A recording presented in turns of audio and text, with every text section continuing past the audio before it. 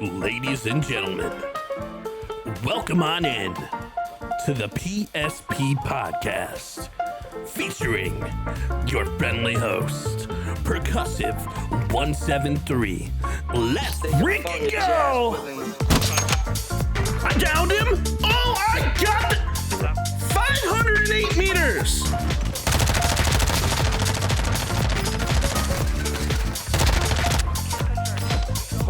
I'm pushing everything right now. Against the Lockman. Dude, this Lockman is so good! Oh my god, I'm disgusting!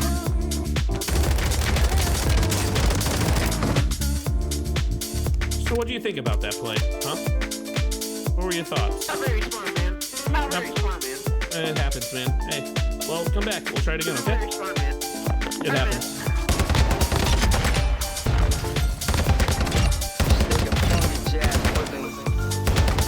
Shit. I guess I'm just gonna shit on him. He's dead. Did I just ace? I just ace. Let's go. Just take a funky jazz with him. Easy triple. Ladies and gentlemen, it is my pleasure to have you be a part of the PSP Podcast. And I'm your friendly host, Percussive 173, and let's have a freaking party. Ladies and gentlemen, welcome on into the PSP Podcast, and I'm your friendly host, Percussive 173, and as always, PSP stands for Perc Spreads Positivity, because around here, it's all about good vibes, all about real talk, and it's all about helping creators like you shine. This show is all about uplifting, educating, and celebrating content creators who are out there doing their thing. Whether you're brand new, whether you're leveling up your brand, or whether you're just here to support your journey through like the ups and downs, and just genuinely anything in between. And today, I have someone really special joining me.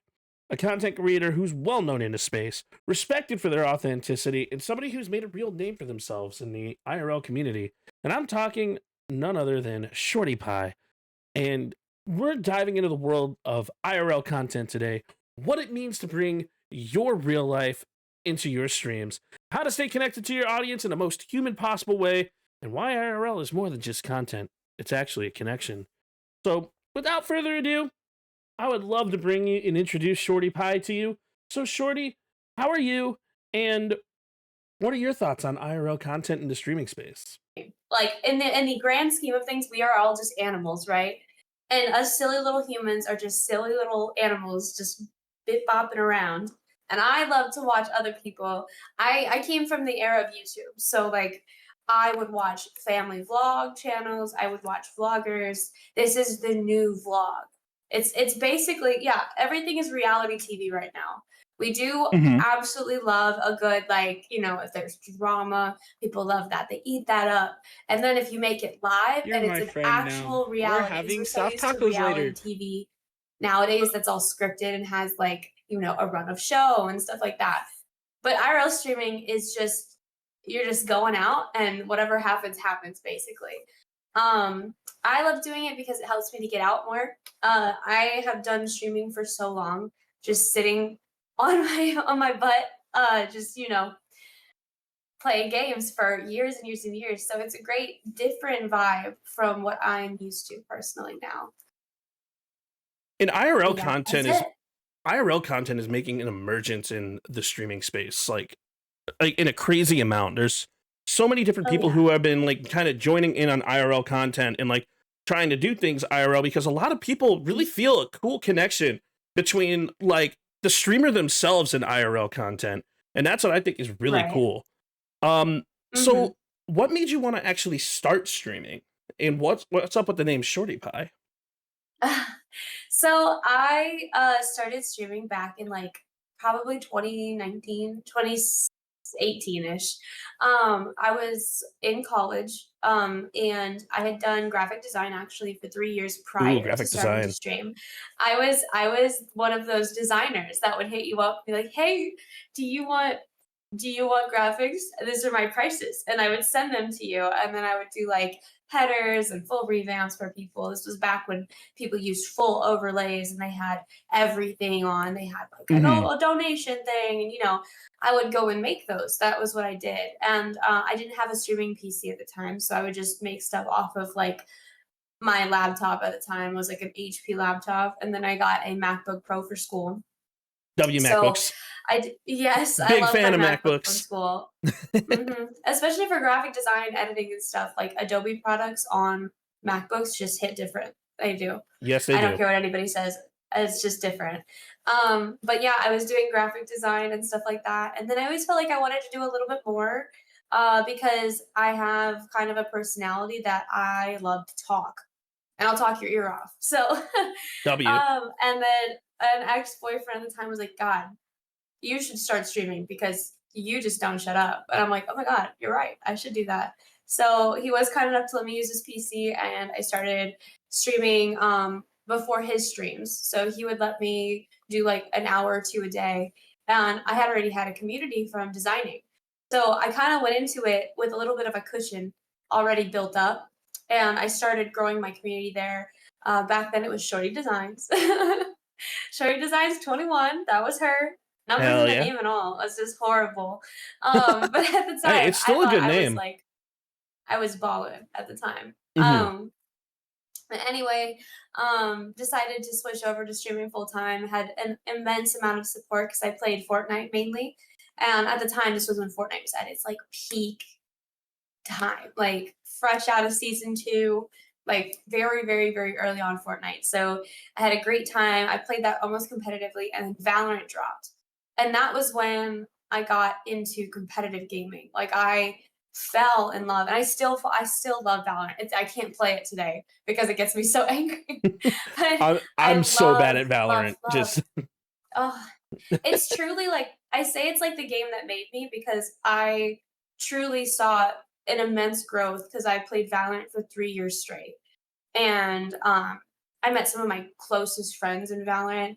Like I truly just like I met Riot devs.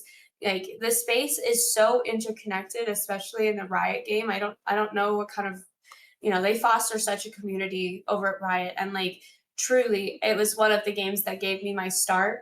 But yeah, I played competitively in Valorant for a long time.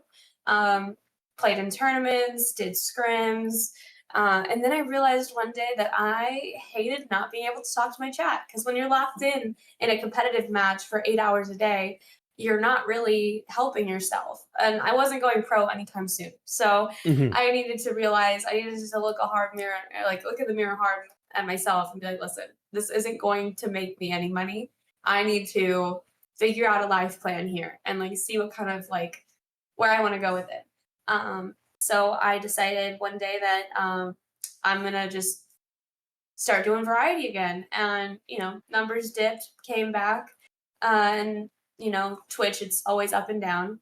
And then about 5 years into streaming, Kick came out, and I was like, oh, what is this? And at first Kick was like, that's where the bad streamers go. That's where all the bad streamers. They had a whole mantra there. They had a whole mantra when they first came out. For a long time, when they first came out, it was like a whole thing. But I wanted my actual app. I fought tooth and nail. I just never partnered on Twitch. Even with like hundreds of viewers, they never partnered me. I have no idea why. So I could never get my actual app. It was always Shorty PLE. I told myself, on this new platform, I'm getting Shorty Pie.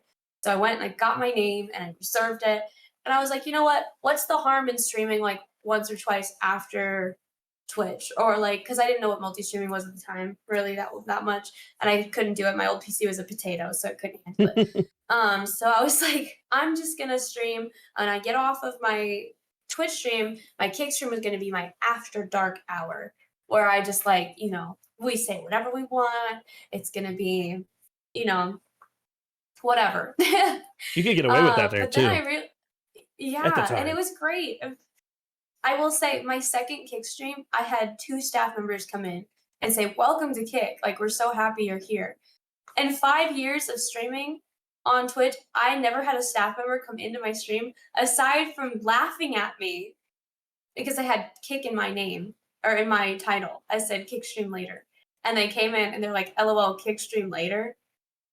That was the only time I've ever spoken to a Twitch dev in my chat. And I was like, wow, Wow, that's what it took? 5 years. That's what it took. And that was a big turning point for me because I was like, these devs are coming into these admins are coming in and saying welcome and are so kind and sweet. And I have Twitch admins talking shit to me in my chat, like, because I have kick in my title. Like, that's so embarrassing.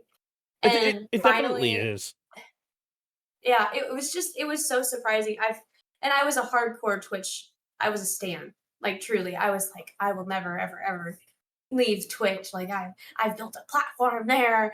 And then I just realized one day I was like, they don't care about me over there. And I have people that care about me over here. So, you know what? Here we are. And yeah, after switching over for a good 2 months, Santa Maria reached out about the phase 3.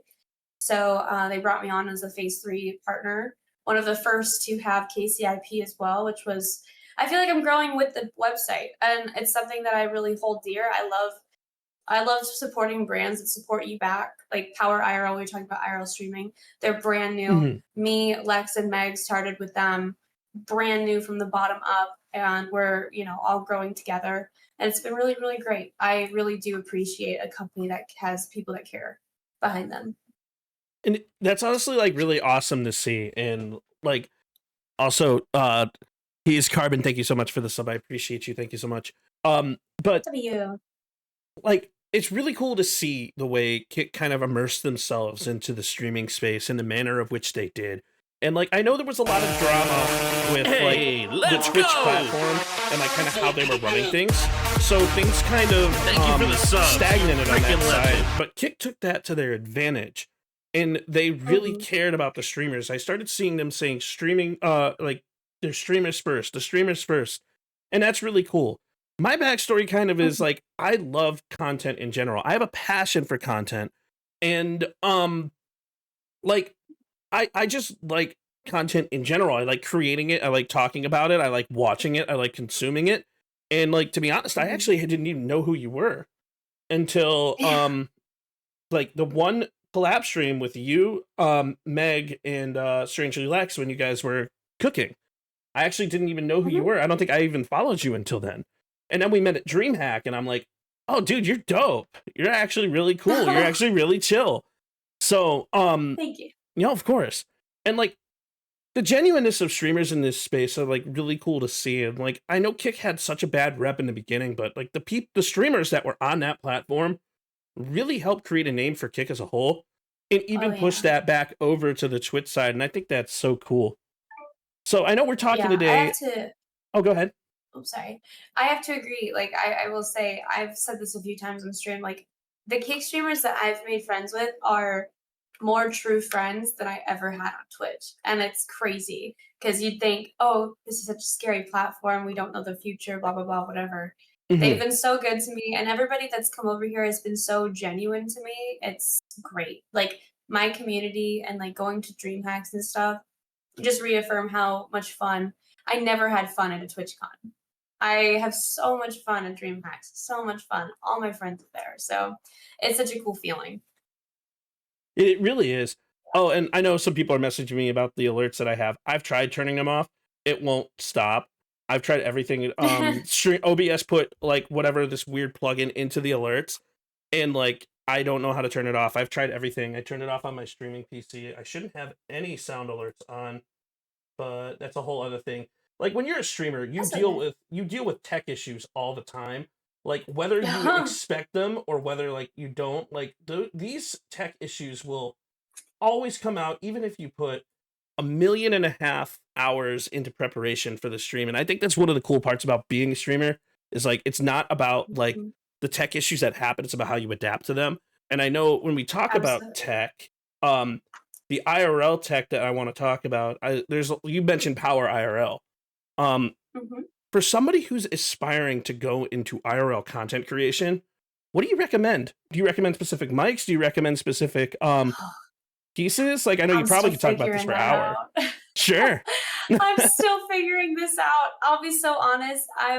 My goal is to get a whole nother stream phone and then also have new microphones. So I'm rocking my Rode 2s right now. but I would love to upgrade to the DJI's, the new DJI Minis. They're Ooh, those are amazing. good. They're so Meg good. has them. They're so good, and they're small, and they're magnetic, so I can put them anywhere on my clothing without it snagging. I don't need it up on my collarbone.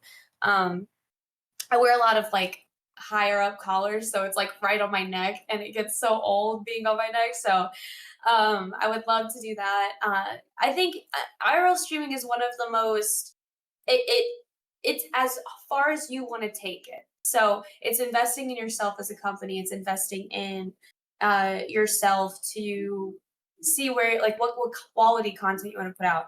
I right now, so you don't need something any super fancy. You don't need a brand new phone. I use an iPhone 13 Pro Max. It's my baby. I love my phone. I don't want to upgrade, but I love my phone. I have an iPhone 13 Pro Max, and that's what I use. It's my real phone. I use it for, everyday stuff. I don't have an extra one. My goal in the future is to get a different phone. That way I can, if I have an emergency or I need to text somebody, I do have that as an option. We're really pushing for higher production value for our next couple streams. We're going to be starting to have cameramen, which is a crazy thing. You wouldn't think you really need that for an IRL stream because you can just walk around with a tripod and that's good enough. Like truly, you don't need a cameraman. But with what we want to do, we have so many ideas. I'm not sure if Meg talked to you about some of our ideas that we have with But our not camping. like specific. We have a lot of stuff coming. We're doing an Airbnb here soon with each other. We're going to test that out and see how that goes. And then we're also going to do an IRL survivor camping stream. Ooh. And we're going to have full production. Hopefully they don't mind me yapping about this, but we're going to have full production. We're going to have cameramen following us around. It's going to be so fun. It's just 3 girls trying to survive in the wilderness, and we're going to bring chat along with it. But with that, that takes a lot of time, a lot of planning. We're going to have to get, Starlinks and like stuff that's going to help us out in the wilderness, because that's a huge thing with IRL streaming is going down. Yes. The big thing with us in Power IRL, they host an SRT server for us. So if our streams do go down, say like it doesn't boot us offline over and over, and we have to re-go live over and over, so you guys aren't getting spammed with live messages and stuff. Instead, they just play old clips from our channels. And it's great because so it keeps people engaged, it keeps people there, but it lets them know, hey, there's low bit rate right now. It's gonna come back. Just wait a second. That's actually really awesome. dope. That's phenomenal technology. I'd love to talk with some of the people from Power IRL to kind of see how they come up with that, because so I'm a tech 100%. nerd. I'm a massive tech nerd. Like everything that I do, I work in I work on computers on a day-to-day basis. And I'm still learning about the world of streaming content and in tech from that, because it's vast. Like from Right. the handheld camera changing devices to Lumia Stream to the different alert bots, different metric system, different web plugins, different web hooks and stuff like that. Like could probably talk about streaming stuff like forever. But right. I'd love to learn a little bit about how they do some of that stuff on the backside, because I feel like that's just so cool. But also, Yeah. I love DJI and Rode mics. I'm actually trying to get one of those for Atlanta, because I'm planning on going to DreamHack Atlanta, because that's actually a really quick trip for me. I love DJI. I just wish that they weren't so crazy expensive, but you're paying for the quality that you're getting. Yes. So that's how I see it, is DJI stuff is expensive. It's a price point. It's an investment for your business, but it's an investment that you're going to use every week. And if you do IRL streams daily, every single day, and you want to invest, you want to make sure, especially with audio stuff and streaming, like there's certain things you just can't get away from. Good video quality and good audio. And if you don't have those, a lot of people won't watch you. And that's just the harsh reality of it. Nobody wants to watch an 8-bit streamer, unfortunately, right now. And nobody, especially doing IRL stuff, But I've said it before. It's a lot of people, unfortunate truth of streaming here. A lot of people don't care about the back end stuff that we do, which is a lot. Like 95% of the stuff that we do is offline in the back end. Like no one really talks about that from a streaming perspective. But a lot of people just don't care about that. They care about the production. They care about the end results. I would say in content creation in general, a lot of people don't see 95% of the work that streamers and like content creators put in because you're not seeing the hours offline editing. You're not seeing the Oh hours yeah, offline making sure alerts are working. You're not seeing people build their scenes. You're not seeing so many different parts of streaming. Like you just see the fun part. And that's exactly. great. And that's what we want you to see. We want you to see us having fun because nobody wants to watch somebody that's miserable.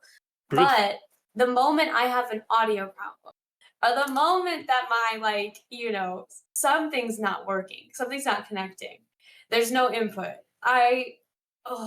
That is like the one demon in me that comes out, and I am just the worst person in the world when that comes out. That demon just comes out of me.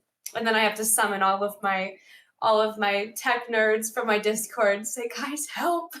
I don't know what I'm doing because I am not a tech nerd. I don't know what the hell I'm doing 95% of the time, but I Do have we ever learned though? a lot.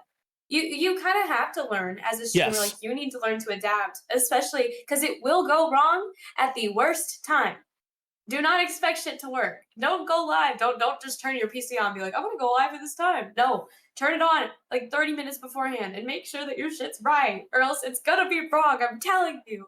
You can actually Experience. you can ask Meg yesterday and today too. Like you probably saw me in the cord. I'm sitting in a podcast channel making sure everything's working. I'm 2 hours ahead of time. Like, and that's just making sure things are working. And still, even through the production phase, I had a minor audio issue in the beginning, but I ended up fixing that immediately. But it's really interesting to see how streamers handle adversity. And like for new aspiring content creators that are looking into this, what's your message to them when they're looking at the adversity that comes with tech issues and that just comes with streaming in general? Oh gosh. My biggest advice to any streamer, especially when like if shit's getting you down, don't tweet about it. Don't, Agreed. you can tweet about like silly, goofy stuff like, oh, I'm having tech issues or today's been rough. But don't bring drama to your other socials. I'm telling you, Bingo. as somebody from experience, it's going to make you look bad, no matter how you phrase it. You can definitely say, oh, I'm having a rough day. I wish I my tweets when I'm having a rough day, I'm like, send me pictures of your dogs because that's going to make me feel better, But bringing stuff online is the worst thing you can do. Don't get involved with all of the bullshit drama you see on Twitter. It's not worth it. And these people aren't going to remember that you commented on their thing from 4 years ago. I actually saw a whole bunch of Twitter drama like yesterday or a couple days ago. My gosh, and it's I just said I'm just never-ending. sitting here in my corner with a little picture of Elmo in a high chair dancing. I'm like sitting here in my corner editing videos. Exactly. You just gotta have fun. If it doesn't involve you, don't involve yourself. That's my Bingo. biggest thing. Stay away from all that. There's no reason to get involved. So that's a big thing. And then just, I would say my only other piece of advice is just enjoy it. This is such a fun thing to be able to do. And as many times as I'm sick of my stream forcing me to stay live for 24 hours, or, as much as I get over playing the same game where I get annoyed over and over, it truly is a blessing to have this as a job. And just in general, being able to do this hobby is so fun. And so many people would kill to do it. So, I just try to remind myself every day that it's just so much fun. It really is. I get to hang out with my friends for a job. Is that not crazy? Like that's my job is I play and hang out with my friends. So it's the best. Like honestly, like people forget there's so many difficulties in regards to the lifestyle of being a content creator. And there's so much stuff that people don't see in like the back end, but there's so much good that outweighs like all like the negative stuff that you 100%. see. It's like you create a community, you're creating a whole culture, a persona and an identity, and being able to talk to these people like on a day-to-day basis and become like friends with them.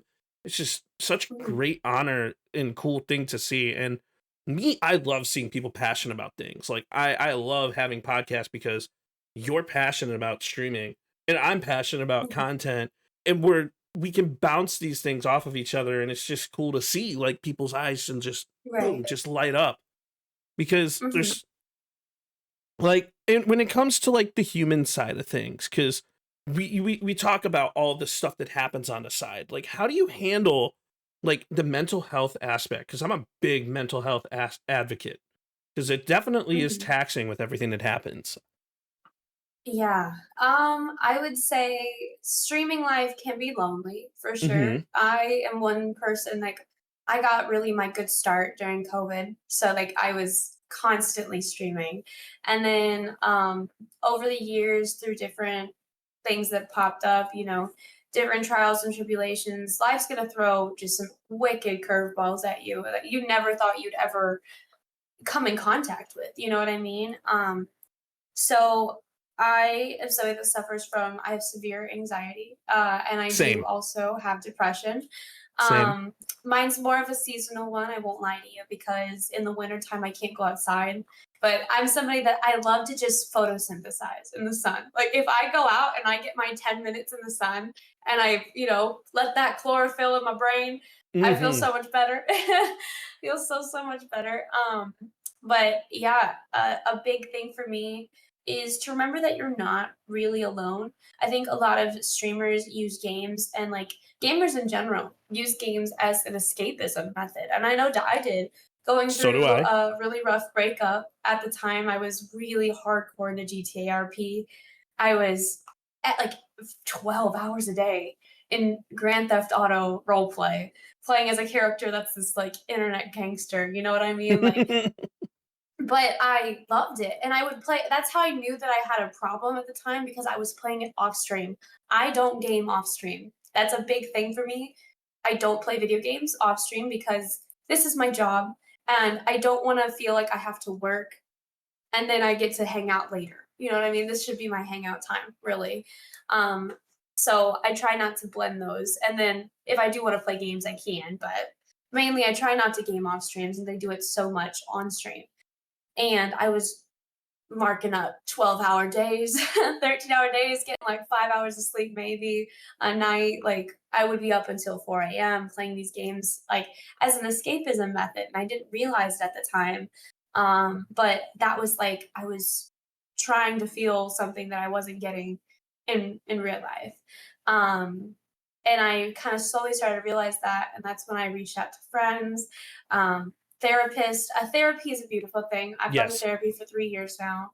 I go when I feel like I need it now, but more or less, I was going twice a week for a long time to handle my anxiety, my depression, and yeah, it's helped me immensely to kind of realize to I am very compartmentalizing of a person. Like everything has a box in my brain. And when something doesn't have a box and I don't know where to put it, it really bugs me. So like all these emotions of like I moved down to Texas to be, around more people in the space. My family's all at home. I had no friends really down here. So it was just a hard mental battle because I was constantly alone in a place with no friends or family really. I was learning how to deal with that, and then also, sorry if you can hear my dog No, crying. you're I totally was fine. also just trying to figure out how to enjoy, you know, my time by myself because I do love being alone, but also being okay with reaching out to friends and finding friends in my area. Nala, I know, baby. And that's another thing. She's been amazing. I got her about 3 years ago, or 2 years ago. She's three now. And she is just the absolute love of my life, like my soul animal, truly. She's helped me with I used to have really bad panic attacks, but she like gives me something to take care of. Like I have something to take care of. Man. I feel that completely because like I have Joplin, I have my kitty, and like Mhm. Joplin's been like the biggest sweetheart. Like she literally like you'll see me look down or look off to the side. She'll be running around my feet. She will never let me pick her up. So in the rare moment that I pick her up and like Chat gets to see her, they're like, oh my god, she's so adorable. But no, like I agree. Like having that ability to take care of something is such a huge boost to like the mental health and like I feel like a 100%. lot of streamers, like it's a very lonely space, even though we have all of chat here, because we can't Yeah, actually physically see face to face like you guys. We just see your chat messages. 100%. Like we know you're real people, we know you're amazing, we know you're awesome, but like we're sitting here, we're talking to Mhm. technology. No. Like, a lot of people would think that we're insane because, I mean, half of us are, but I digress. But um, Oh. I saw your camera froze for a second, but um, it's a like genuine thing that a lot of streamers deal with a whole bunch of mental health things, and therapy is Mhm. so amazing. It's a huge thing. It helps me with my anxiety and my depression. It helps me with everything that I go through. Like, it's a huge thing. I highly recommend it. And especially if you're going to put yourself open and into public, like in the IRL world, Mhm. I feel like that's something you definitely need to focus on. 100%. I will say Mhm. this. I watch a lot of podcasts too myself. I love watching different point of views of people and like learning how other people's brains work because mine is so weird. Um, Same here. but somebody did say that it's the loneliest generation. We have the loneliest generation. Yes, we do. And it's not just because of the internet.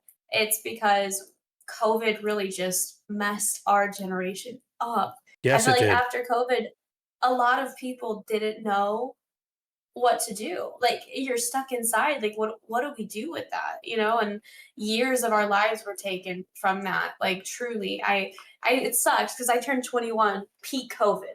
I had Mhm. plans. I had so many plans. We were gonna go to Vegas. We were gonna do all this stuff. All just plans dashed because we just didn't have the option to do that. You know what I mean? So but yeah, we truly do have the loneliest generation. I think the internet helps for sure, and live streaming and like being able to talk to people daily is definitely a blessing. Um, but I think that's why I've been pushing myself to do IRL so very much is because I just need to feel a connection with people. I just need to have like one-on-one conversations with people and in any way possible, just because we are social creatures at the end of the day. So Definitely agree. yeah. So IRL is a really cool thing, a really awesome thing, and there's so many like things about it. Like, but there's a lot of dangers behind the IRL scene, and I kind of want to talk about that a bit. So, Yes. what are your thoughts on like someone randomly like finding your stream and then finding out where you are and like coming up like how do you handle stuff like that, or have you handled something like Um, that? I know. I mean, yes, doxing is something that's unfortunately super, super common in the Mm-hmm. space. It's scary. Um, definitely a fear I think every streamer has. Any streamer that's growing even rapidly or just in general should always contact their local PD non-emergency number and let them know what they do. Because people that dox people don't care. You know what I mean? Yes. They just want to see a reaction. So I always tell people always let your local PD know what you're doing, that you know have a file. So if anything, heaven forbid, did happen, you are covered and you know you've covered your bases. The IRL stuff is something that I'm pretty new to and it is pretty scary for sure. We did a recent stream at the zoo and this is so silly. I'm terrified of children. I'm so Oh, scared of kids. you're so adorable. They no, they're not. They're just little. Oh my gosh, one of my best friends is a teacher, and Mm-hmm. they are the most savage little kids. Like they'll make you cry, and I'm so terrified of a 5-year old just like coming up to me and saying some out of pocket shit, and I'm just gonna be like, you know, because like what am I gonna do? At my big age of 25, I'm not gonna tell this child to go f himself. This is a child. So I'm Right. always so scared. I'm like, these kids grow up on the internet. They hear the most crazy shit, you know? And being at the zoo, I never realized people are like kids are drawn like a moth to flame when they see a camera held in the air. And like we were being followed around by you know, they were probably high schoolers, middle Mm-hmm. school, high school range. And like, you know, they were talking, they were trying to get on camera. And the funniest thing is when we put them on camera, they turn around, they go, "Hi chat," and then they just freeze. Because they don't know what to do. Because they're not And used to it's being in so front of the like, camera. So but they beg and beg and beg to be on stream. And then they're just like, yeah, nothing. I'm like, okay, do something. If you wanted this attention, you gotta do something now. But yeah, that was something that was weird. I have never been followed around before on stream. You know, but it's a danger that unfortunately a lot of women have to deal with all the time. We're always, there's always a creepy guy somewhere. It's So it's an it's something that a unfortunate lot of part of the people feel. world. Like streaming is Yeah, so for sure. weird because you deal with parasocial relationships constantly. And I don't like saying that like it's a big thing and everyone deals with parasocial relationships, but like the parasocial aspect is such a big thing that we have to be aware of and like kind of understand. Yeah. Like people think that just because they gift you 1,500 subs that like you that they bought you. And I'm like, it's Yes. such a creepy Yes. thing to, and I don't want to diss people who gift. Like I love you gift, you're amazing. I don't stream for money. I Mhm. don't stream for people gifting me things, so don't do that. I stream because Yeah. I have a passion about content in 100%. general, and that's why I want to do podcast stuff and play COD on the side and like be known for like my podcast and stuff like that. But like it's when you gift things, you're not buying your streamer. You're Right. 100% not. You're supporting them. You're wanting to see them be successful, and there should be like an understanding of what you want to gift them because you enjoy them. So Exactly. I try to tell people if you enjoy my content, if that's there's different avenues of support. You can right, follow and just hang out with me, and that's just enough too. Like you're giving me time. Time is something you'll never get back, and I appreciate that more than people probably know. Um, but if you do want to take it a step further, any subs are so appreciated. Like it keeps me doing what I love to do, and it keeps me doing, this kind of content if you guys are enjoying it. Like for instance, with my stream at the moment, I'm doing like a 24-hour. I took a nap, but 24 hey, hour. W And you for that. Like shout out to Shorty Pie on I that. I just can't I just can't do the long hours anymore. I gotta nap a little bit. Oh, it's But important. yes, but it's been really insane, and I make like a huge ask, and then never ever do I ever think I'm gonna hit these huge goals. I just throw them out there, and if it happens, great. If not, that's also great. I tell my chat, please don't feel obligated. You don't have to, but if you're enjoying the content, you want to see me go longer. We hit 300 subs within 24 hours. We're gonna go uncapped. I'm gonna add another 24 hours on, and every sub's gonna add more time. So it's like you give and you get for sure. The Yes. parasocial aspect is definitely something that I think a lot of, especially women, female streamers feel a lot. I feel like women connect with people easier than, oh, sorry, I also have my alerts on. I forgot. Oh goodness, You're okay. I can't hear them on scared. my end, but Oh, W scared W the gifted. scared me. Thank you guys.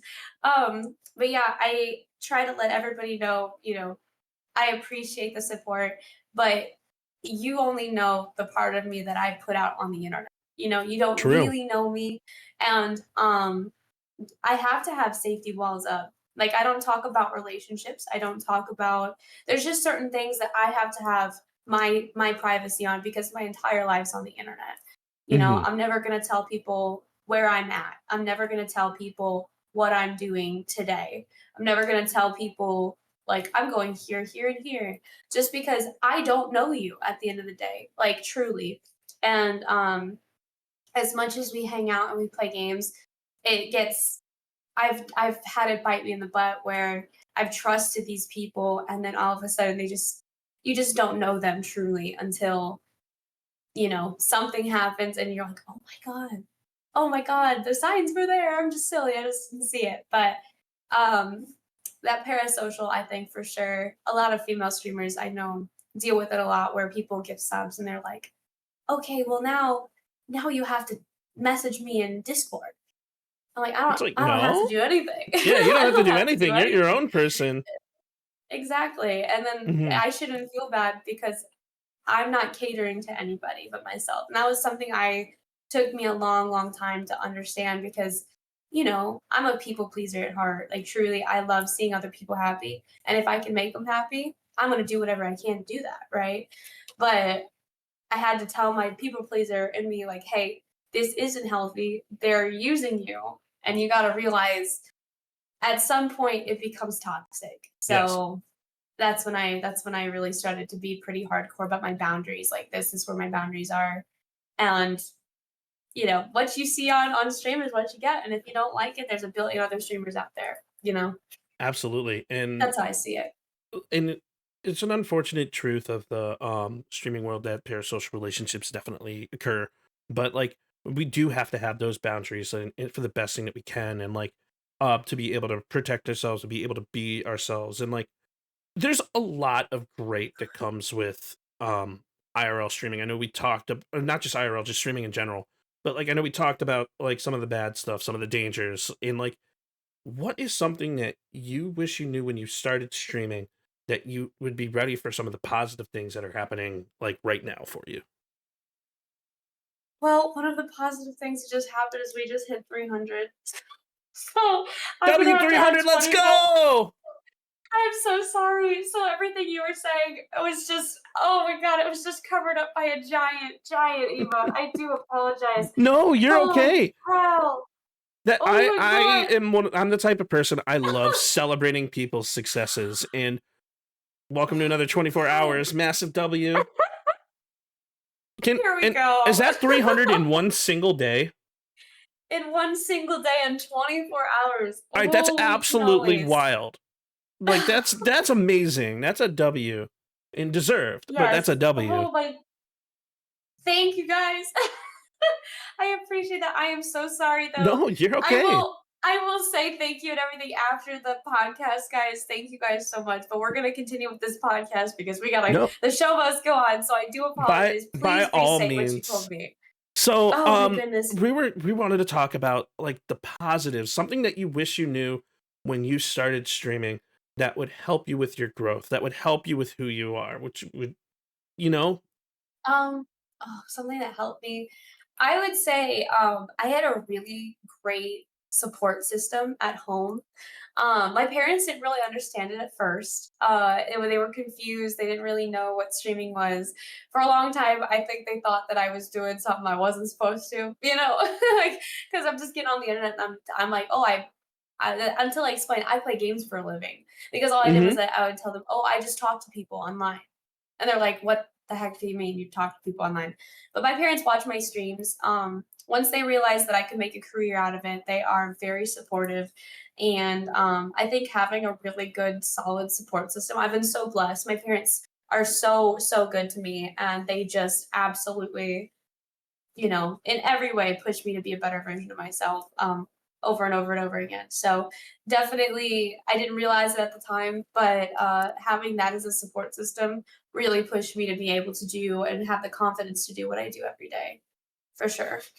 And that's amazing. Like having that support system to like back you is so huge. And like I don't want to say I don't have that, but like my family's not as involved in my current content, but like that's a huge thing to like have that support background, to have the friends that you have, to like be able to do 100%. what you're doing.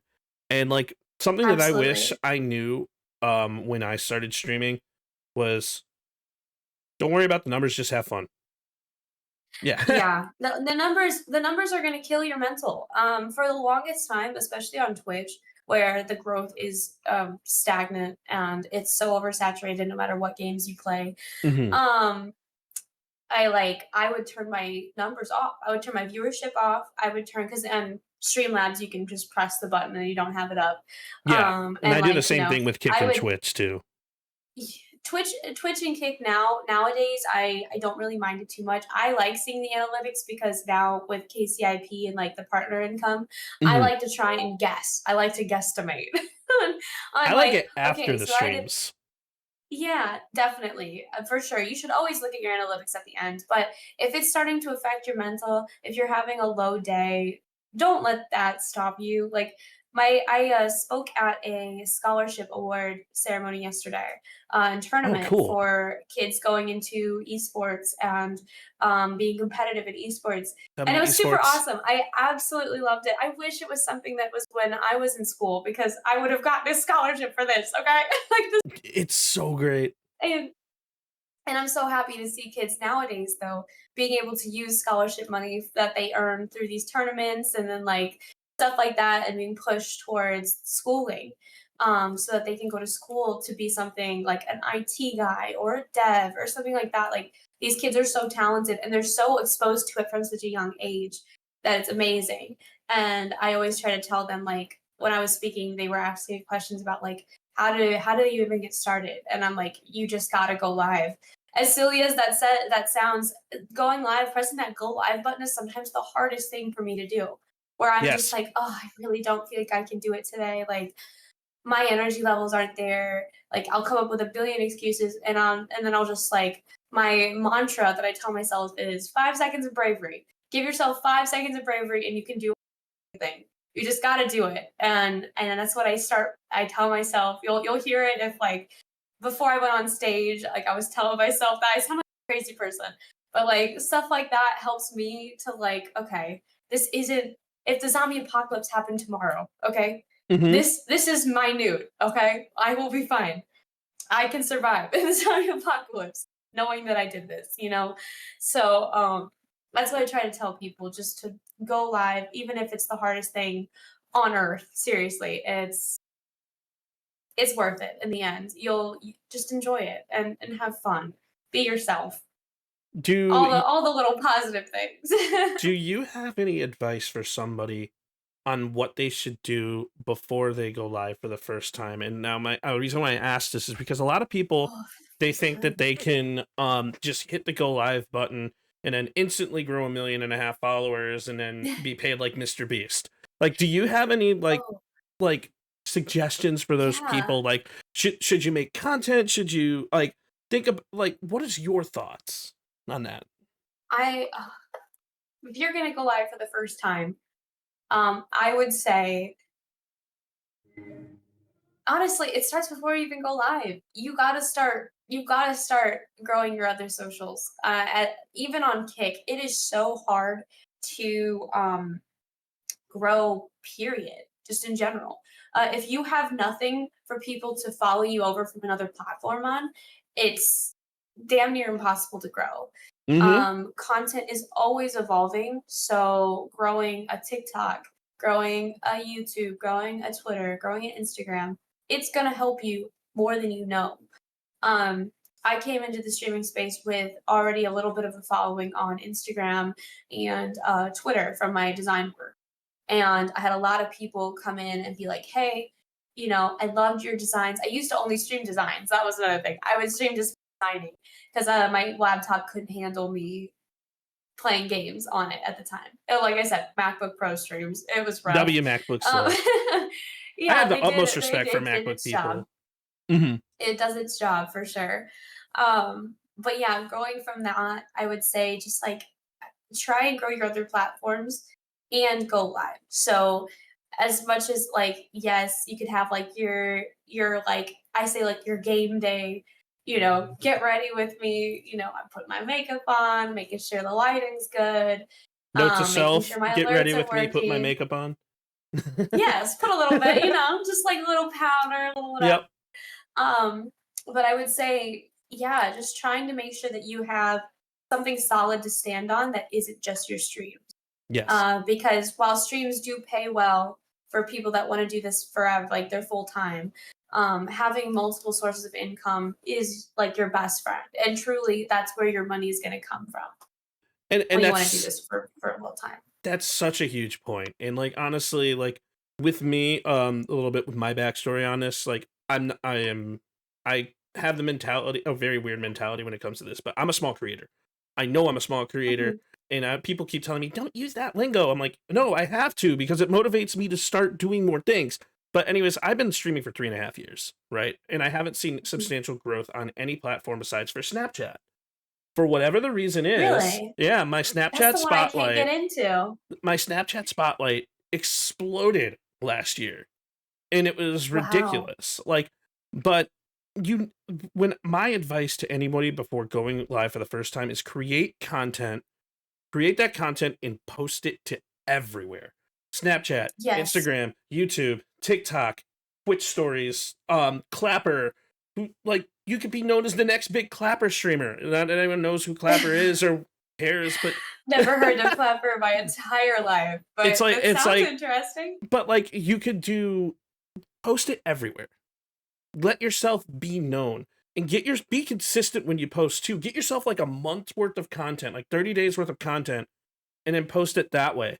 Like some people get their content from Twitch clips or Kick clips, you know? Some people get it from like just dancing. Some people get it from playing Call of Duty and being badass, you know? Like it's get your content, edit your content, get it beforehand, post consistently, and then hit that go live button.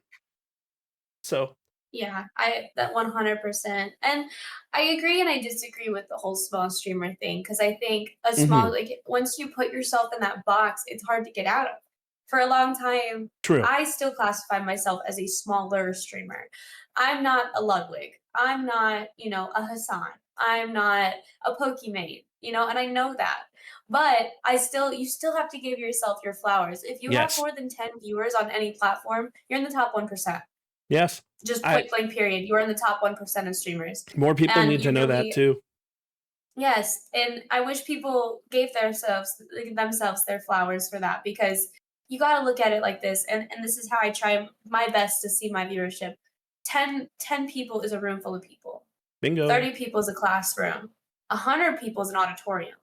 Yes. You know, like you really have to give yourself your flowers on that. And you might not be a Pokimane. You might not be the next Valkyrie, you know, but you have a group of people that are willing to spend their time with you. And you really got to just like look at these people as people, not just a number. So while you have, you know, 15 people, that's an entire room full of people with their audience and their eyes on you. So Let her cook, chat. You know, Let her cook, chat. That's how I see it. That's just how I see it. And I really wish people would give themselves their flowers for that. Because don't call yourself a small streamer when you're in the top 1%. You know what I mean? True. Give yourself the flowers that you deserve for that. And I agree with that a lot, because a lot of people don't see like the work that goes behind it. Like even getting to the affiliate ship, you're in the top 10% of streamers. Well, now that Twitch changed that, you're actually in the top 50 versus the top 10. And that's a whole different story, a whole different analytics type thing. Like you gotta understand how each platform's algorithm works and where things are, so that you can give yourself those flowers. And like for me, I don't care if I'm streaming in front of 0 people or 1 million people. It doesn't matter to me. I'm gonna be the same person. You're gonna get the same perk, and I feel like it's gonna be the same with you. Like if you're streaming in front of 0 or 1 million people, you'll be the same shorty pie. Like. And I think that's really dope. But I agree. Give yourself those flowers. Reap the accomplishments. Enjoy that. And network properly. Yes. Networking in this is so important. And I feel like sometimes people misconstrue networking with being friends with everybody. You don't have to be friends with everybody. You don't have to build this massive relationship with everybody. We haven't actually spoken minus one time, just saying that. Exactly. So, yeah. You can build a rapport with people and you can reach out. As scary as it is, I have this fear sometimes of reaching out to like engage and like play with people or like bring them on my stream and stuff, because I don't want it to ever feel like I'm using someone. But I also do see we are streamers. We need to engage with each other, because that's what people like to see. They like to see their 2 favorite streamers hang out. Yep. And then isn't normally a thing. You know what I mean? Like, and you could make that happen. You just have to be brave enough to reach out, which is what I'm working on at my big age of 25. I'm still struggling to make friends. Like, hey, I'm 32 and I still struggle with it. Like, hey, would you want to come play Fortnite with me, my friends? Like, that's so sad. But if you ever need a Fortnite partner, hit me up. I'm terrible at it, but it'll be fun. I'm really, really bad. I literally only play for content. I usually play with Jess and Thong and Squilliam, and they carry me most of the time. So also, shout out to them. They're really amazing people as well. If you guys don't follow their content, please go follow their content. Like, as somebody who consumes content to consume content, check them out. They're really amazing. Yeah. Truly. Meeting them, I met them this past year, really, and I've gotten close to them, and they've opened my eyes to so much stuff, and I've really just loved having their friendship. They're really, really great people. I love them a lot. I haven't gotten very close with like any of them from that perspective. Not saying that that's a bad thing, and not saying that it might not happen, but I'm just saying that as a idea. But the way they put out content is really something cool, and brains I would 100% love to pick at some point, because when Mm-hmm. you're trying to put together content, there's a lot of different aspects of content. So what Mm-hmm. what type of content works for you, and what type of content doesn't work that you found out through your streaming career? So I like to say that anything that's engaging, I think my stream enjoys. Anything that they see that I'm enjoying. Because they've watched me play enough games like Valorant where I'm playing competitively and I'm not having fun. I think they just really want to see me enjoy things. So if I'm playing a game, and even if it's as stupid as we played a game called Placid Plastic Duck Simulator, and we played it for about 2 hours, W. and it's just you're just a plastic duck. You literally don't float and quack.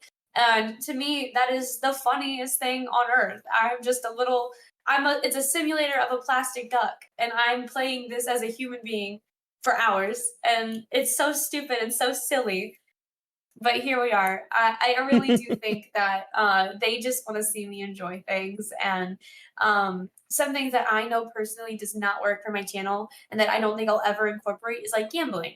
I'm not a gambler. I have never really been one that has a lot of money to gamble, so I've never got into it.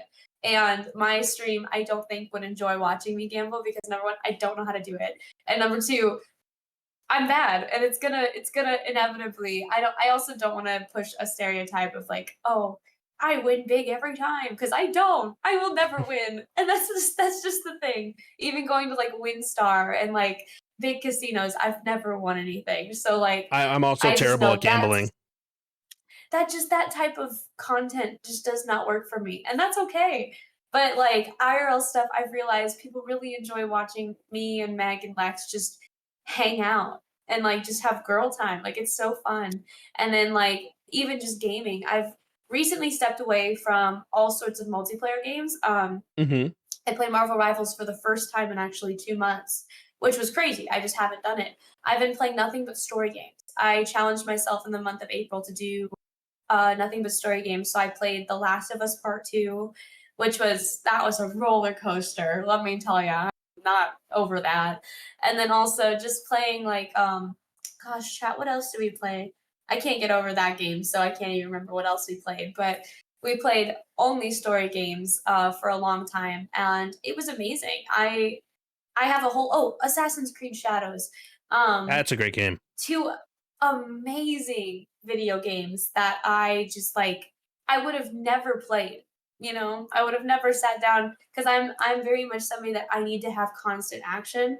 So I've been challenging myself to in my community to sit down with me and like play a game that isn't something that's high energy, that isn't something that I'm doing constantly.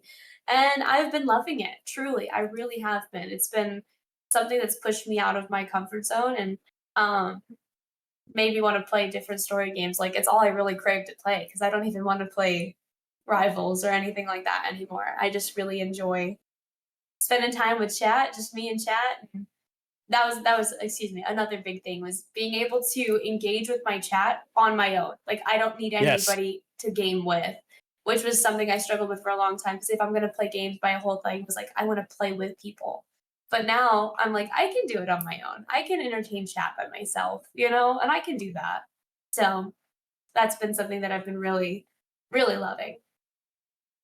And that's So also a yeah. really big point that you bring up is being engaging with your chat.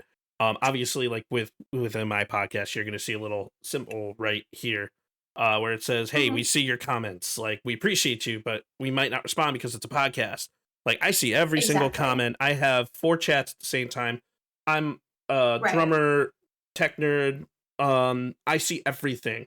I am a gamer. I Mhm. literally see all 4 of my chats. I even see my TikTok chat if it's up. Like, I will always see your comment. I will always try to respond whenever I'm doing gaming stuff. So, but paying attention to Mhm. the chat is so important as a streamer. But moving on from Right. just that, a lot of newer streamers or aspiring content creators, they struggle to find their niche. What is your message to those streamers that are trying to find their niche? Um, a niche works for some people. Uh-huh. Don't put yourself in a box. Don't put yourself in a box though. For a big thing that I did that I realized was very, very bad was on Twitch. When I first started streaming, I only played Fortnite. So when I didn't play Fortnite, my viewership tanked. So from like 80 to 90 viewers to just 10. Don't put yourself in a box. Be a variety. Do something that, you know, you're gonna enjoy in 2 months. You know what I mean? I would say tell people that. And if you do find a niche, like your favorite game is GTA RP, send it. Like Yes. really do. You can send it. But don't put yourself in the box of this is the only game I play. And you got to kind of just maneuver so that you're not forcing up walls. And then when people are like, hey, you should play blah, blah, blah. I would really love to see you play that. And you shoot it down. They're not like, oh, like this is all he plays. You know what I mean? Like you don't want to do something like that. But enjoy what you do. Just make sure that it's variety enough that other people are gonna find you too. So like don't make it so niche that nobody can find you. And don't make it so niche that you can't get out of it. You know, find that happy medium and ride it. So I always say do a variety and just kind of just bounce all over. My whole shtick is that I rage at games because I do. I get so angry at these stupid video games and stupid pixels on my screen. But I think that you can use different games to your advantage when your personality is kind of your niche.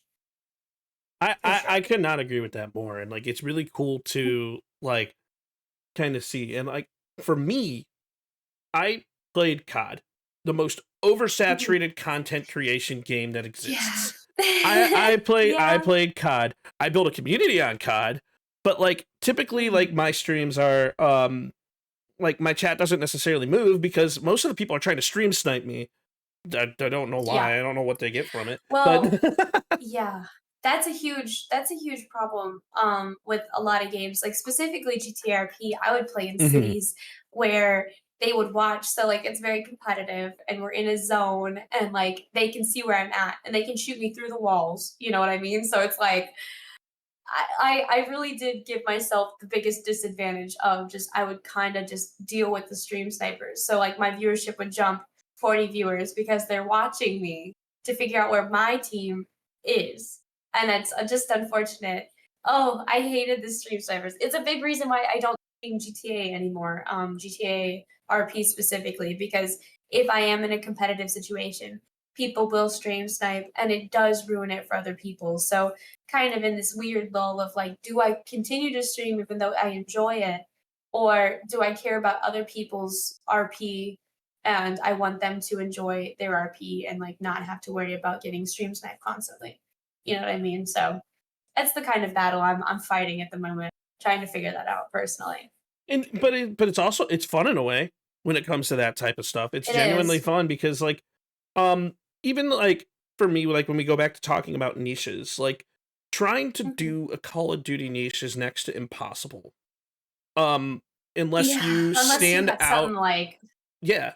Unless you like stand Sarge. out. I Yeah. would say Mhm. when my brain goes to like Call of Duty creator, I think Sergeant Jackson. And then just like I He's don't so know why, dope.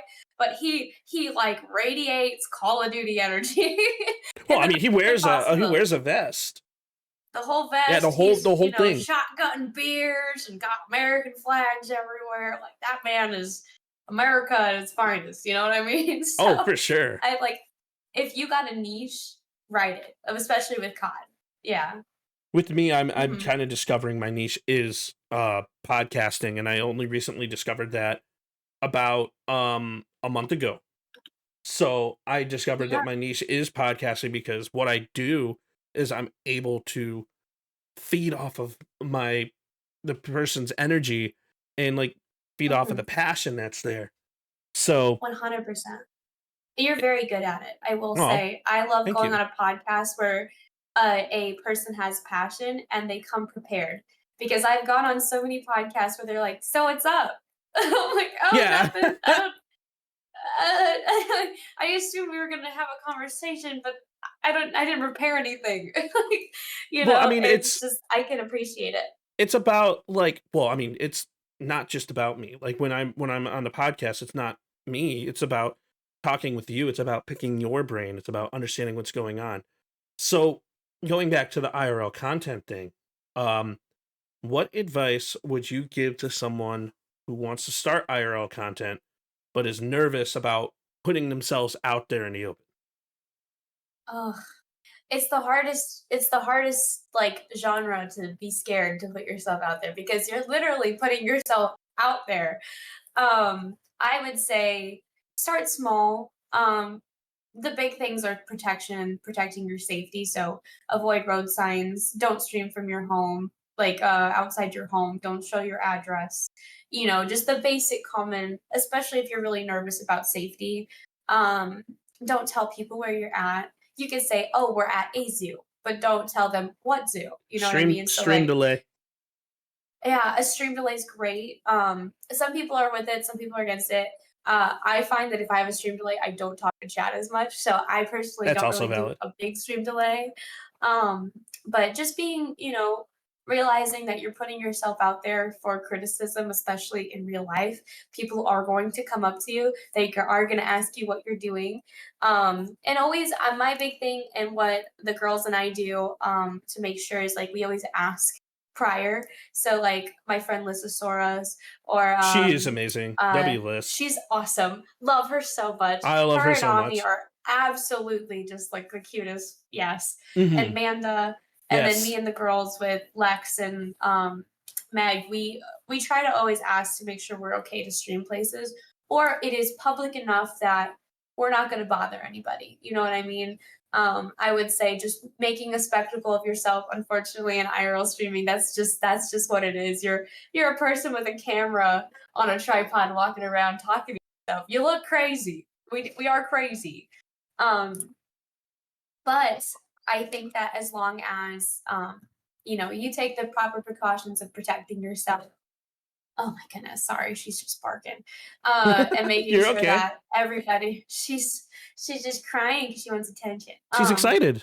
But she is. I Mhm. can let her in here in a second, but No, we yeah, love making sure that puppies. you're safe and like constantly looking out, for yourself. That's the biggest thing you can do. Here, I'm gonna let her in because she's gonna keep crying if I don't. Come here, Stinky. No, and that's valid. We love animals in this stream, and like safety is so important when it comes to IRL content. Like safety is so important. Oh, let's just touch the puppers.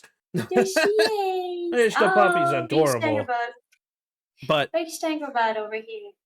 safety is so important with IRL stuff. It's being able to like communicate with the people that you're like collaborating with. Being able to 100%. like plan things in advance. Like if this happens, what do we do? If that happens, how do we handle it? But Yeah. also that stuff comes from experience. So Yeah. Yeah, 100%. And like I said, just like the basics of like protecting yourself as a streamer, especially against stuff like as scary as it is to talk about, like swatting, doxing, always like contacting your local PD, letting them know again what you do so that people they know, and it's not going to be they're not going to make a scene which is going to inevitably make it worse. You know what I mean? So there's just so many precautions you can take and just to take those, especially if you're worried about your privacy and everything. of course. But yeah. So what is a cool or touching story in regards to like community interaction that happens in your IRL streams? Or that Oh. you've had happen in your IRL streams? Community. I wish I had streamed at DreamHack. I think that would have been where I could have like been IRL and like casually met someone that was in a healthy way. But I will say we did have a bit of like we went to a bowling place the other day with Liz and Manda, and it was really fun. The staff at this place were really sweet. They were, they weren't being like, "Oh, don't stream," Some places are like that, and that's totally fine. But afterwards, one of the managers approached us. She's like, "Hey, I used to stream on Twitch. What do you guys do on Twitch? Are you guys like on, whatever?" And I explained, "Oh, I'm on Kick actually, but here's my social." She's like, "Wow, you're literally living my dream." And this is like off stream. This is like after we cut the cameras. And I was like, "Oh my God." Like, it was just, she's like, well, you got another follower. I can't wait to watch one of your streams. Like, oh my God, just, you don't know That's me from amazing. Adam. You don't know what kind of content I make. Like, it was just touching. I was like, wow. And she's like, yeah, I used to stream a lot, and I just, life got in the way. And I kind of tried to give her the same advice that I'm giving you. Is just like, just go live. If you can even go live for a couple hours a night, just do it. Even if it's stressful and like, if you need just a time to like hang out with friends, like use this as a time. And trust me, it will benefit in the future. So that was a pretty touching.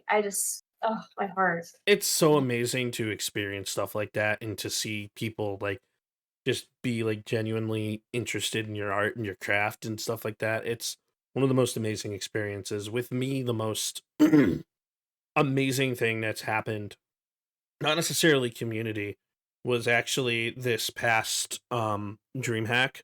It wasn't even at the convention, it was at an after party. Someone came up to me, little backstory. I was actually went into DreamHack thinking, all right, this is gonna be my last hurrah. I'm gonna have fun. I'm just gonna enjoy the streaming space, gaming space one last time. Then I'm gonna stop content because I don't have time for it. Until someone pretty much came up to me, big streamer, but I'm not gonna say the name out of respect. But they came up to me and they're like, I love what you do, and genuinely, I love your content, and I know that you're not seen and you're not yet, but you're genuinely good at what you do, and I'm excited to see what you come up with. And for someone that in that space were as big as they were to be able to come up to me and say that, genuinely was like one of the most touching experiences I've ever had.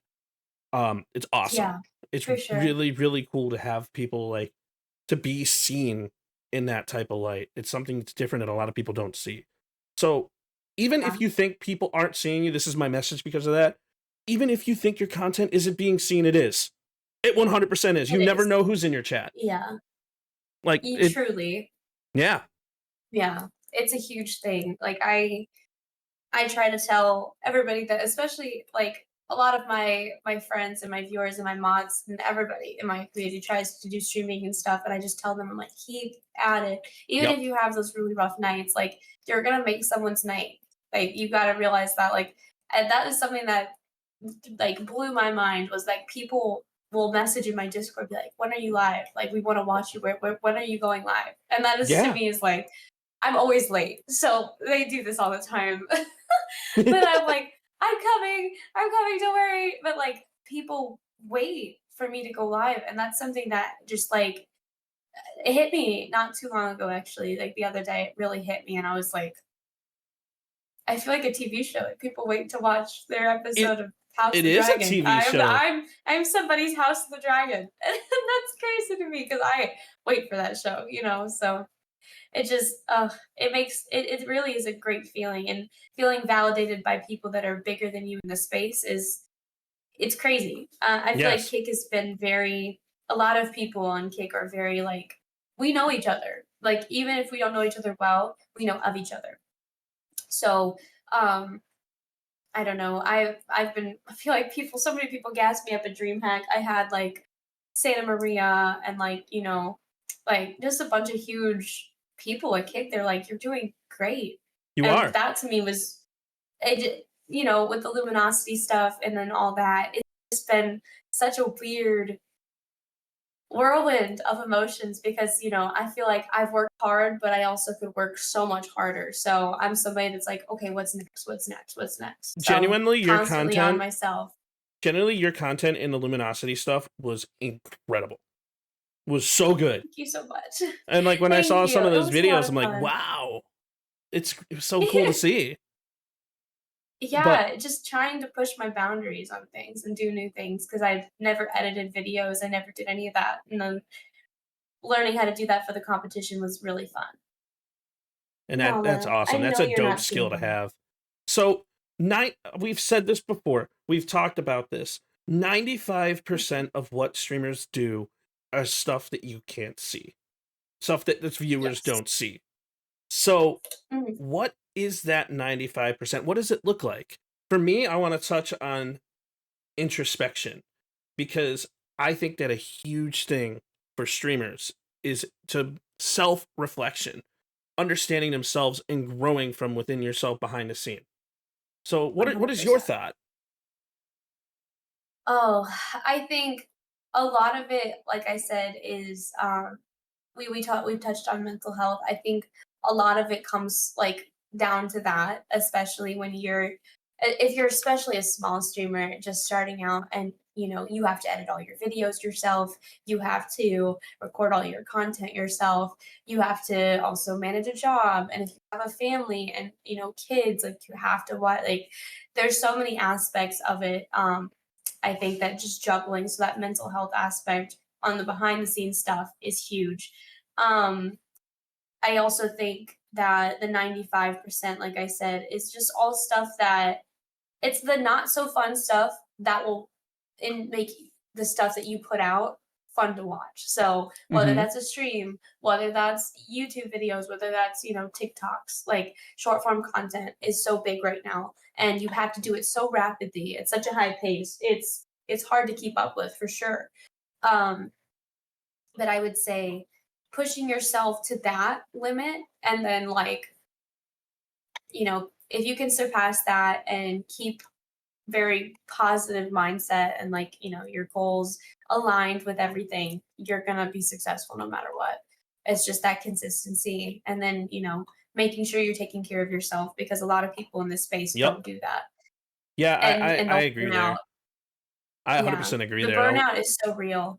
Burnout is one of the most So difficult things to handle as a streamer, and it happens. Like, I was burnt out before DreamHack. Well, I'm still technically burnt out, but we're not going to talk. That's what it is. it's hard to break out of that mold unless you're really pushing yourself to be, I would say, try new things, because that definitely helps out with the burnout. But yeah, it's something that gets literally everybody. Nobody can escape it. Nobody's somehow immune to burnout, because it's something that everybody has to go through at least once, I think, as a creator, to really realize, oh shit, this is burnout. Like, I'm so exhausted and I can't even think of an idea that would be good for content right now.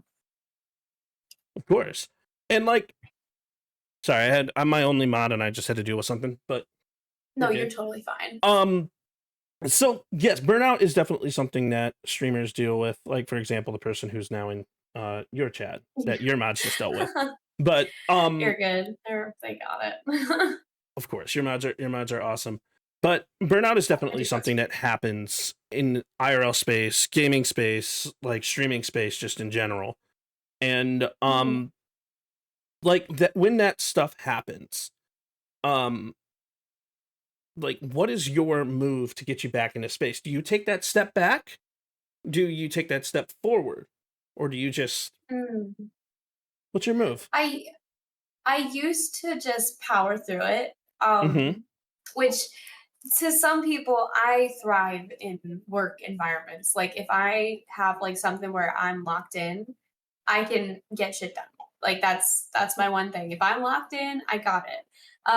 But if I'm at a point where nothing's sticking, I have no ideas, like my streams just aren't hitting right now, and it's not like they aren't hitting like viewership or monetarily, I'm not enjoying it, I'll tell chat, hey guys, I'm really not in a good place right now in my mental. And they've come to understand that if I need to take a step back, it's probably for the best. And they've been really great. Like, I'm traveling a lot. This past month and this upcoming month, I'll be traveling quite a bit. Blessed to go to Cancun for my birthday, which is crazy. Cancun! I never thought I'd be taking a birthday trip. Like, that is crazy to me. I'm happy with medieval times. Girl, that is like my favorite place on earth is medieval times. So that's what I'm used to. But we're going on a vacation. Me and my best friend are going on a vacation together, which I'm so excited. Will you be streaming there? I might, if I have the service. I don't know how service works in other countries at the moment with IRL streaming. I gotta kind of figure that out. But once I figure that out, yeah, I probably will. I did one IRL stream when I was on vacation with my family this past week, the week before DreamHack. So yeah, I've just been traveling all over the place, and Thankfully, the vacation really gave me a reprieve from just the internet in general. I was really offline for a good majority of it, and just spending time with my family. My family's in St. Louis, so being down here in Texas, I barely see them. So the time that I can spend with my family, my chat knows very well, like I'm gonna choose my family over streaming. But if I do have some extra time, like I was getting ready, my family were taking a nap, but I was getting ready to go have dinner with them. So I was like, hey guys, I'm gonna do a quick stream. It's just gonna be me getting ready. The beach is behind me. It's beautiful. Like I think that's okay. But when it I comes to agree. like the family stuff, like I'm pretty hardcore about, okay, I'm with my parents. Like I'm gonna spend as much time with them as I can. And then I'll come back to stream when I'm sitting alone in my apartment again. Family is so important, and people need to like Mhm. remember that, because like working or like just being with your family is so awesome. I'm actually taking a family trip next week, where Oh, we're that's we're awesome. going somewhere. I'm not going to say where, but Mhm. it's going to be really cool. I get to finally go to a beach, and I'm going to be taking an entire week Oh, off. fun. Mm-hmm. Yes. Oh, I love a beach. We went to Destin for our family vacation, which is like a Mm-hmm. white sandy beach.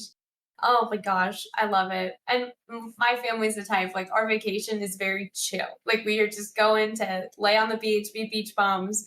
Like we can go out W and do Beach fun Bums. stuff as well, but I'm a beach bum for sure. I could spend an entire week on the beach and not get sick of it. But I know some people don't like the beach that much, but I love the ocean. I love the sound of it. And even just like, it's kind of weird. I'll sit there and I'll like basically meditate, just listening to the waves. It's like ASMR in real life. It's just like really bringing that in, and just like being in the moment is something that's super cool because we're so online all the time. It's just kind of nice to take in like a real moment from time to Yes, time. it is really nice to Mhm. have those like breaks, and it ties back in with the whole mental health thing. You have to do that stuff for your Mhm. mental health and take those breaks, and it helps with burnout. Full circle. But Yes, 100%. going even more full circle, going back to the 95% that we were talking about, the stuff that you don't see offline. There's before Mhm. I got distracted. There was No, you're good. there is so much that we do as creators, and like um from setting up your own scenes, creation of new scenes, development of our own art, development of our own banners, the creation of our own Discord, Mhm. the networking that goes behind the scenes for next possible things and scenes. And like that Mhm. networking thing that we do in the background that we talked about being so important leads to dream collabs. So my question to Yes. you is, what would be or who would be your dream IRL collab? IRL dream collab. Oh goodness. I'm so new to the space within IRL streaming that I don't Sure. really know a whole lot of IRL Doesn't streamers. have to be just IRL. Um, Who would be your dream collab? oh my goodness. This is gonna be so silly. Okay, my dream collab is somebody I've watched from when I was like a tot, dude. I was like Uh-huh. middle school. Markiplier. Oh my god. That's my soul human. Like truly. W We share the Markiplier. same birthday. I've watched him since I was like literally in like 3rd grade. Uh-huh. I love that man. He is just everything that I embody and want to be. Is like his entire content. He loves playing spooky games. I am a spooky game girly. I like playing spooky games. As much as my chat doesn't say they don't, I don't. I do. But Hmm. I love him as a person. He's somebody that's so real, and he values his privacy. He's not one that's gonna, go out of his way to be in drama. He's somebody I just genuinely look up to in this space, and he's somebody that's one of the most, if not the most successful YouTuber on like gaming sides of YouTube, like truly. Um, I think the close second to that is Mr. Beast right now. But Markiplier is an yeah, absolute YouTube content gem. for sure, for sure. He's like W I have goes. a lot of thoughts for sure on Mr. Beast as well. I think his type of content has really shaped, I would say, a lot of YouTube, and definitely an interesting individual. I don't think he's bad by any means, but I do think that he's he's definitely molded a different type of content that's flashy. You know what I mean? And that's not personally the content that I consume. I don't personally watch Mr. Beast. I don't watch that kind of content. The glorification of millions of dollars and stuff as an incentive for growth is an interesting take for sure. But I just love the genuinity of what Markiplier is, and like his whole group is just awesome. They're just a group of friends making it work. So I love that. That's just me personally. So and it's just cool to watch people like that, and like going into content and like trying to take that next step from just like regular day-to-day to professional content creation. You gotta pay attention to those bigger name platforms, those bigger name creators. And like, 100%. because those are the people who did it successfully. Those are the people that you might be able to add some of their ideas into your brand to help you grow. And we have to be sponges in the content creation space. We have to. Yeah. It's a huge 100%. thing. But there is also a very fine line when it comes to content before we get into mimicry of content versus being in our own. So yeah, content mimics are, oh my goodness, content thieves, as some say. I think people need to realize TikTok has made like content theft such a normal thing. I don't really see a problem if it's like a trend, if you're just doing a trend. But I have had people copy my content word for word of bigger names, and like, what am I gonna do? Call them out? Like they don't care. You know what I mean? So like, I think there's definitely a fine line between being inspired by and then just using. But I do think TikTok's really blurred the lines a lot because everything's a trend now. So it's kind of hard to kind of say, like, you know, who started something. Something I noticed, which I feel like a content thief for, is I would watch blank core videos. And it's like a silly little goofy clip, and then it ends with that like TikTok brr sound. And it's like, you know, with their name, it's blank core. And I saw that, I thought that was hilarious. I was like, oh my God. And I saw it was like huge streamers or like huge YouTubers and like creators. So I was like, you know what? I'm going to do that. And I did it on Twitter. And then everybody started doing it on Twitter. I was like, okay, I started something. But no, it was super cool. And like, I saw Whittle did it, and I saw Rec did it, and like a few others. And when people were going to, one thing I will say about Whittle Bears is that she gives people her flowers. And like, whenever people were like, oh my God, I did this trend because Whittle Bears. And then she'd be like, actually, Shorty started it, and this is what she did. And that to me, I was like, wow, massive respect there. Thank you. Like, you Whittle didn't have Bears to do is that. so genuine and awesome. I have the utmost respect for creators like that. I was actually talking about Whittles yesterday with Meg, that like I appreciate like everything that she does. She's like a really genuine creator. It's like we have to, as creators, like be those sponges where we pay attention to what other creators are doing. And if it does well, it does well. If it doesn't, it doesn't. But Whittles definitely is super genuine and super awesome. It's always amazing to see people like that at DreamHack. So yeah, and just other conventions as well. So wrapping things up here, because I know it's been our hour and a half. What is gosh, your? has it really? Yeah, I know, it's crazy, right? right? Yeah, that's what we do. We're yappers. Like, really, ultimately, content create. It's the best thing. Pay to yap. So, what flowers do you give yourself? And let's shout your channel out. Let's talk about your stuff. What do you want people to know when they know about Shorty Pie? And what suggestions do you have for those newer creators as a final wrap up if they want to get into the space? Oh goodness. I know it's a huge question. We'll start with everybody else before me, because I have to think about that. For sure. I would say, again, just be yourself and then grow your other platforms. It's hard to grow in a streaming space. Everybody wants to do this. At the end of the day, everybody wants to be where you're at right now. So really, truly understand that, I would say. And then also, you know, the consistency of uploading daily if you can. making sure you got something for every day. And it doesn't even have to be a video upload every day. You don't have to post every day on TikTok or whatever, or Instagram, but making sure that you're engaging with your audience, and then like having a space that is yours. So like my Discord, I love my Discord. I'm in it all the time. Like it's become so active, and like it's truly a hub. I go to my Discord before I go to Twitter. And that's crazy because I have a huge following on Twitter. Like I love my Twitter.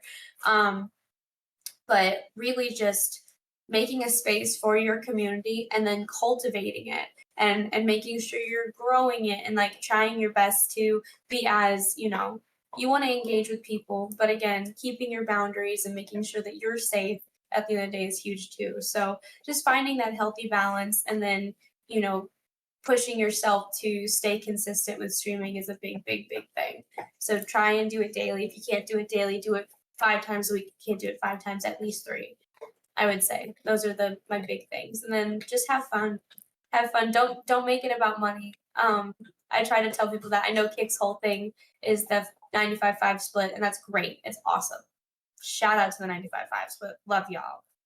But I will say, don't go into streaming to make money. Do it because you enjoy doing it, and do it because you want to make friends and grow an audience, and like that's what you want to start off in. So that's what I would say to anybody starting off, and to not be discouraged by numbers, because numbers will come and go. It's like money. It'll come and go, and some days you're going to be on top of the world, front page, thousands of viewers, and other days you're going to have 5 viewers. And that's just how it is. It's one or the other, and that's just how the cookie crumbles. But take those advantages that they give you. If you're on the front page, weed through the trolls and try and talk to chat as much as possible. You'll never catch me on the front page not doing chatting. I will always be just chatting on the front page. That's just how I do it, because if not, I'm not focusing on chat, and I'm throwing away an opportunity to meet people. So that would be my best thing to offer. Absolutely flowers agree. For myself. Yes, I was going to bring that back. Flowers for yourself. What do you want to be known for, and what do you think people should know Shorty Pie for? Oh goodness. I would say growth for sure. I always try to do better than the day before, and if that means just 5% better every day, just getting out of bed and making my bed, stuff like that. Trying to show people that it is possible, as somebody who suffers from severe, depression, anxiety, and sometimes things just feel genuinely impossible. That you can do it, even though like your entire body and your brain is telling you you can't, you can. And then also just to choose positivity if you can.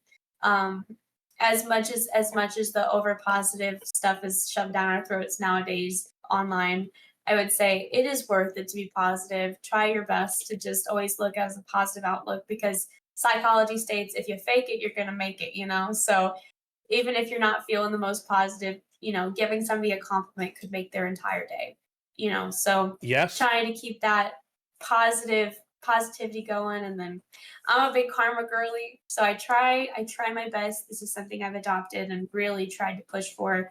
If I can put positivity out, it's going to come back to me. So that's all I try to do anymore. Push positive out, and then hopefully it comes back to me, So that's where I'm at with it.